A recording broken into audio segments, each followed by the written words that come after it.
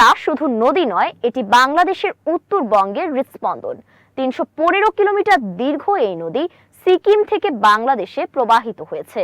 তবে এই তিস্তা নিয়ে দীর্ঘ 18 বছর ধরে আধিপত্য বিস্তার করে আসছে ভারত। তিস্তা ইস্যুতে বাংলাদেশের পাশে দাঁড়ানোর আশ্বাস দিয়েছে চীন, আর এতেই টনক নড়ে উঠেছে ভারতের। তিস্তার পারে চীনা প্রকৌশলী ও গোয়েন্দাদের উপস্থিতিতে রীতিমতো ভূখণ্ড হারানোর শঙ্কায় রয়েছে ভারত। বিস্তারিত জানবো প্রতিবেদনে।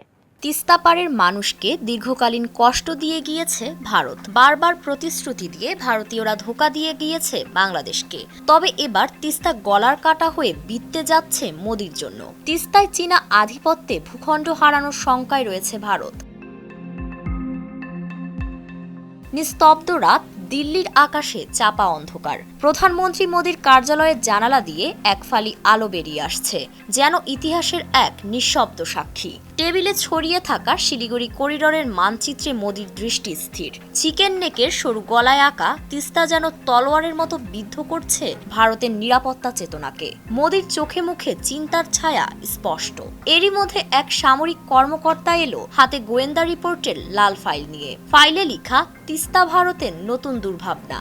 এরই মধ্যে মোদির কানে ভেসে আসলো চীনা সেনাবাহিনীর পদাচারণ। ততক্ষণে মোদির শরীর কাঁপুনি দিয়ে উঠল। তবে কি তিস্তার ঢেউ গলায় দড়ি পড়াতে চলেছে ভারতের? তিস্তা শুধু নদী নয়, বাংলাদেশের উত্তরবঙ্গের হৃৎস্পন্দন। ৩১৫ কিলোমিটার দীর্ঘ এই নদী সিকিম থেকে নেমে পশ্চিমবঙ্গ হয়ে প্রবাহিত হয় বাংলাদেশের রংপুর কুড়িগ্রামে। কিন্তু এই প্রাণ নদী হয়ে উঠেছে দুর্ভোগের প্রতীক, কারণ ভারত বছরের পর বছর ধরে এর পানি প্রবাহ নিয়ন্ত্রণ করে চলেছে।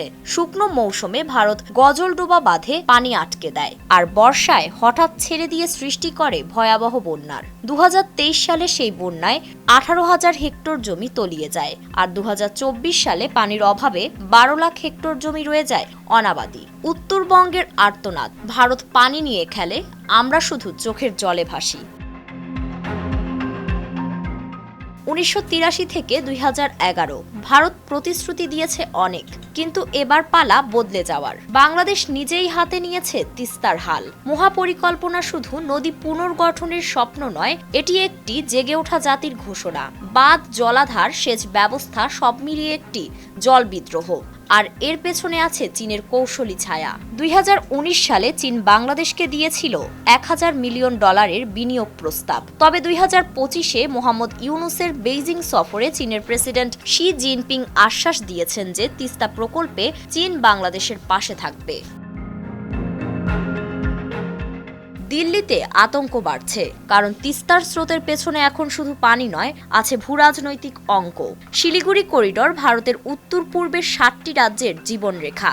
সেই জায়গায় চীনা উপস্থিতি ভারতের জন্য একটি কৌশলগত হুমকি হয়ে দাঁড়াতে পারে, কারণ তিস্তা নদীতে চীনা প্রকল্প যদি বাস্তবায়িত হয়, তাহলে চীনা প্রকৌশলী ও গোয়েন্দাদের আনাগোনা বেড়ে যাবে।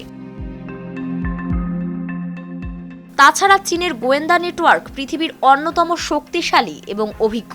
চীনা গোয়েন্দারা তিস্তার নদীতে অবস্থান নিলে তারা ড্রোন, স্যাটেলাইট এবং স্থানীয় নেটওয়ার্ক ব্যবহার করে ভারতের গোপন সামরিক তথ্য সংগ্রহ করে ফেলবে।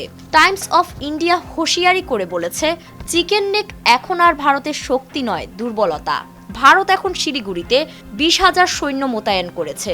তবে বাস্তবতা হলো 2020 সালের লাদাখ সংঘাতে চীনা গোয়েন্দারা আগে থেকেই জানত ভারতীয় সেনার পদক্ষেপ। এবারও কি ইতিহাস নিজের পুনরাবৃত্তি করবে? ফারিন রহমান প্রীতি, নয়া দিগন্ত।